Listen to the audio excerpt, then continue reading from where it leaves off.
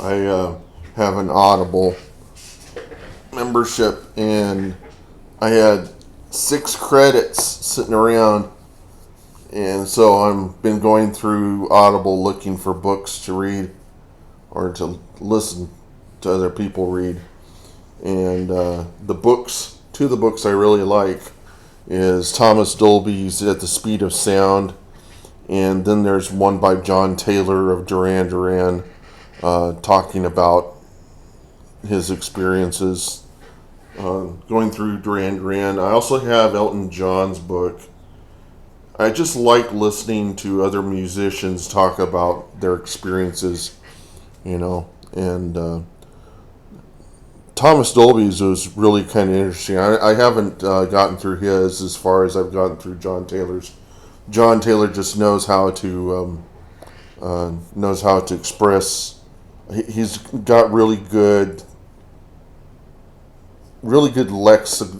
He knows his words really well, and he expresses himself well. But however, I'm getting kind of bored with all of the details of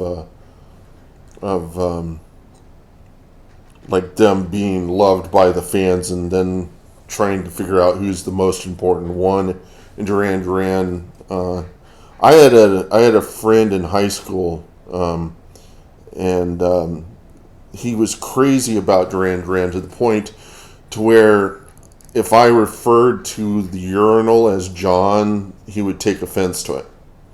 Which was, in America we call the urinal the John, because the guy who made the urinals, his name was John. Uh, that's where the name comes from. If you look up the guy who created the toilet, his name was John, and so that's why you call them Johns. But the thing is that my friend didn't even realize that John's first name was Nigel, so it wasn't like it was really like we're really doing anything wrong. It's just that he took it front to it, and he was a bassist too. Something I didn't know about John Taylor was I thought he was a guitarist, and he's I thought he was just this really good guitarist, and turned out he was the bass player, and my friend was the bass player, and so he thought he was, and he had this really high voice because he hadn't gone through puberty. His body hadn't gone through puberty, and then he left school and came back, and had this really low voice, and I was like, "Whoa, what happened to your voice?" So when Duran Duran was popular, it was in my early adolescence, 11, 12, 13, early teens, and it's when all the MTV stuff was going on, and everybody wanted to either be an electric guitar player or synthesizer player, and I was part of the synthesizer group, and I longed to have a Fairlight or a FC 1000, which was the sampler that Casio had. I gradually lost interest in Casios because I came to the realization that every Casio keyboard has one feature missing that every other keyboard has, so that you're kind of compelled to own all the Casio keyboards. Whereas Yamaha would give you the programmer's manual, they'd give you the synthesizer, then they would give you MIDI accessibility to it, and then they would give you a complete manual on all the sysx data you could send through that to get to every feature of the keyboard. And I was really impressed by Yamaha's keyboards for that reason. But I didn't end up really getting into DX7 or anything like that. On my 16th birthday, I got to go to a music store and with a pocket full of money, get whatever synthesizer I wanted. And it was really that I didn't know which synthesizer to get, so I just got the thing I could afford. And what I wanted was an analog synthesizer, but it wasn't the right kind of analog synthesizer. It wasn't one that was like a Moog or patch cable analog. Something that happened in the 90s or in the late 80s is that people were musicians were starting to buy more digital synthesizers than analog synthesizers, and the analog synthesizers started going for lower prices.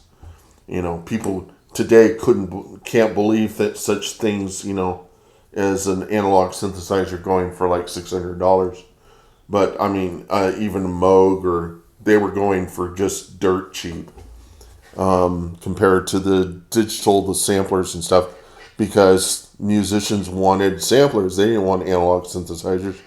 They didn't want these synthesizers that would fall out of tune every time you turned them on. And you'd have to retune the oscillators. I didn't have that on my AX73. I had a button that I could press that would auto-tune the oscillators every time you turned the keyboard on. But the thing I didn't like about it was there was no capacity to be able to do patch cord type stuff. Like take the LFO and run it through the through this or that and get this effect out of it. It had none of that. It was all digital, and so all the arrangements of what went in where was already set up ahead of time.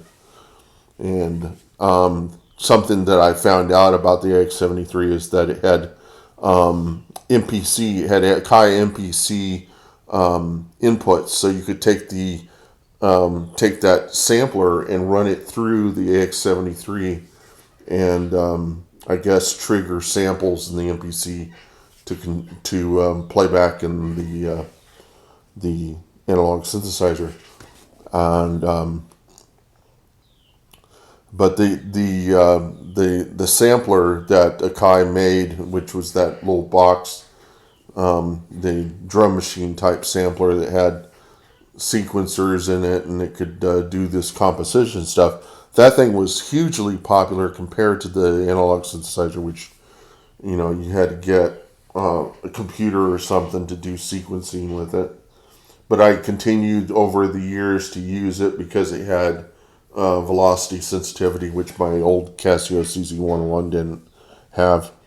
And I never really took piano lessons, and so I could only produce a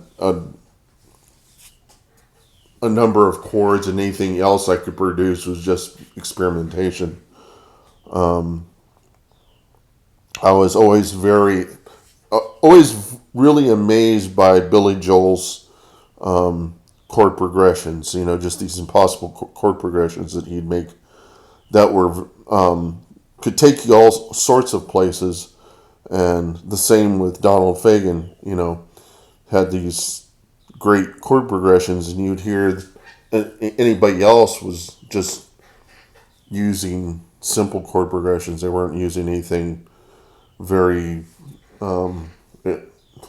very creative, but I'm sitting here thinking, maybe I should get back into the old synthesizers and stuff and try to have another attempt at trying to compose music. But there's this little part of my mind that's going, the sequencer that I want doesn't exist, and until that exists, there really is not going to be much reason for me to use modern sequencers. And that is, I want something that's modular, where you can take a module and you can put a sequence in it, and then you can take other modules and trigger those through some sort of timing device, where either the last note of another, I could take the timing of one and to control another, or do things of that nature. So I could have verse, chorus, verse, chorus, verse, chorus, bridge, verse, chorus.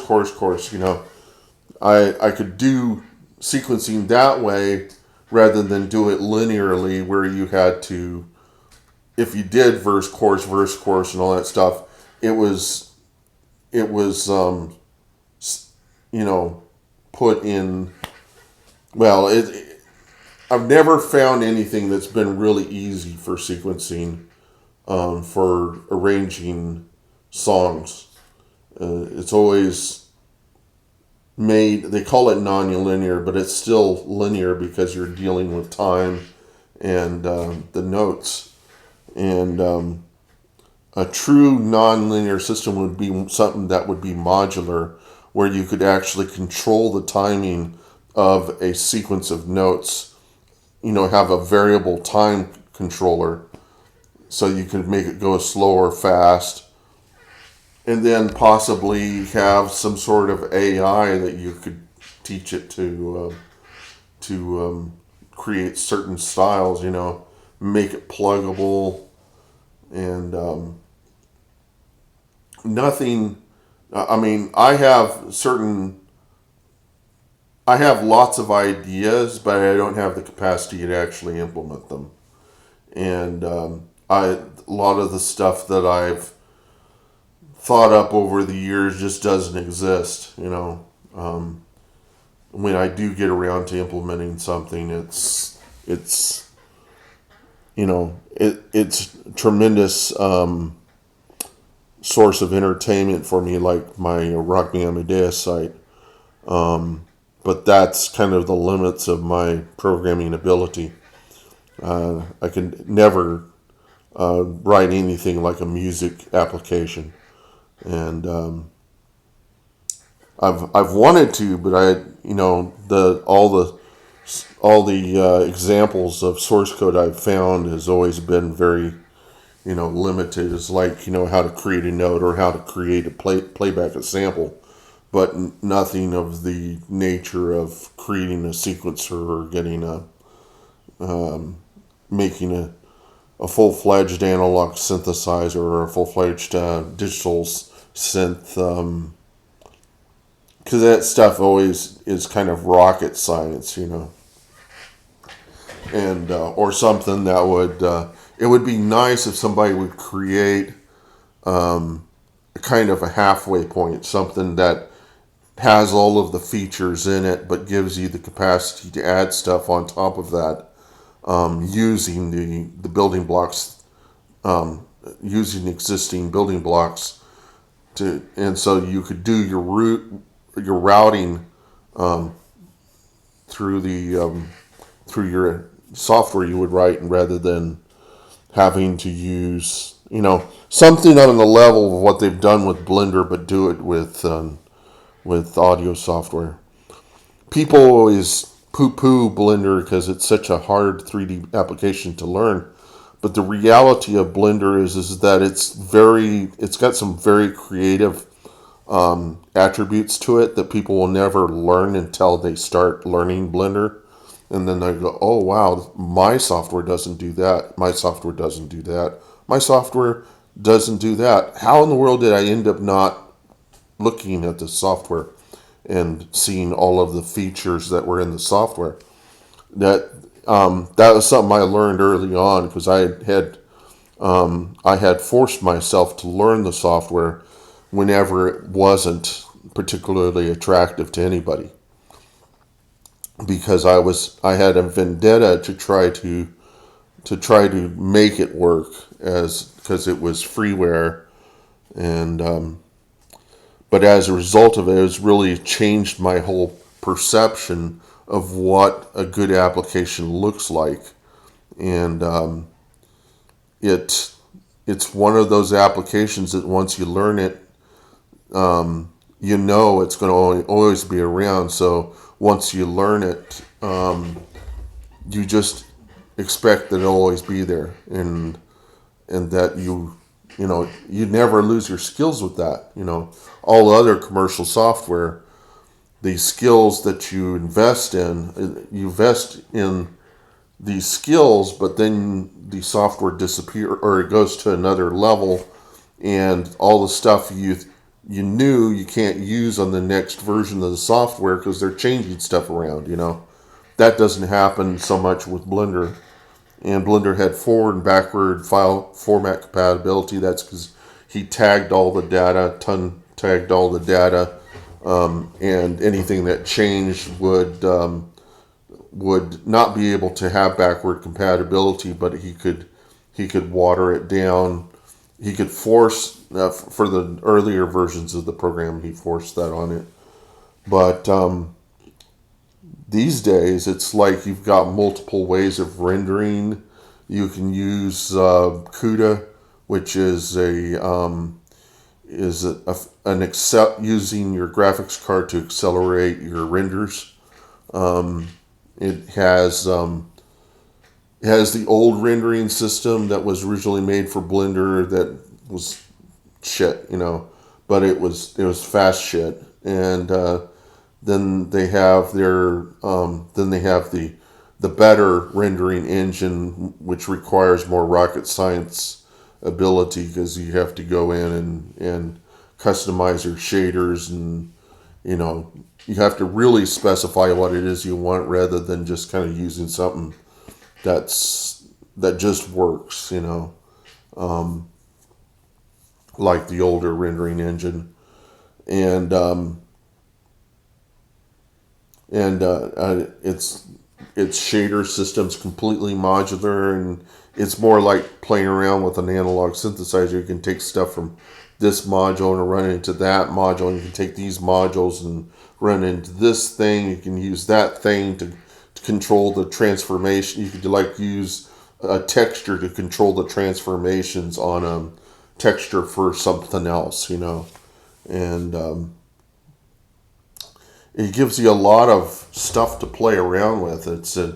It can be a source of a lot of entertainment for somebody who just got a computer, rather than going out and spending lots of money on video games and stuff. You could get into Blender on a Windows machine or on a Linux machine and spend all day learning stuff and finding out cool things you can do with it, and that's in Europe. They tend to latch on. In other countries where people can't afford software and they prefer not to download pirated software, because pirated software is a good source of malware. Because sometimes those guys don't do it for free. They do it for a purpose. They're trying to get malware on your machine, and it's very attractive to children to download pirated software. But the thing they don't realize is that they're making it really possible to install malware on their parents' PC. And once the malware's on there, it's tough to get off, and you practically have to reinstall the entire operating system again to fix to get the malware out of there. But with freeware, you don't have that problem. And there is some freeware non-open source software called Buzz Tools that came on Windows that kind of does what I'm talking about. There's also something similar on iPad called Sunvox that does the same sort of thing. But I really wanted something that was more complete and less finagled,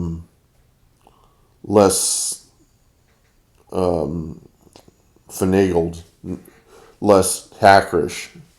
I don't like hackerish stuff because it tends to it's like punk software. It's like it's just hacked enough to make it work, but not mature enough to really use it for something. And such things can also break a lot. And anyhow, I was just giving an update. I'm also trying to move files now over from. I keep getting caught up in playing my video games and doing other stuff that have nothing to do with delivering VR 180 videos to this channel. But I have a lot of content I'm just trying to organize it and get it converted and moved over to my PC that I used to upload the videos to, and I'll see if I can get that done today. I don't know what discourages me. I get the feeling that people aren't that interested in the stuff that I have. There's part of me that's saying, no, they're really making fun of you, and this is just, they're not really that impressed or something. I get this feeling in the back of my mind is that this is some Indian, or not Indian, I mean some outfit that's gonna turn around and says, all this great replies and content you've been getting has been supplied by our software, which creates fake comments from our crew of sweatshop guys, and there's that part of me that I just don't get the feeling that it's all real. And any minute these guys are going to pop in there and say, hey, you want more of this stuff? We can give you millions of users putting in comments like this. I'm like, oh fuck, none of this was real. But yeah, I don't know. So I'm interested to see that people like it, but I'm not convinced that it's real, and that's just the way I am. When I start, I'll know that it's gotten that it has reception, that's having reception in the general public if I start actually seeing it on TV, and I go, oh fuck, I am like popular, and what's going to happen now? Yeah, so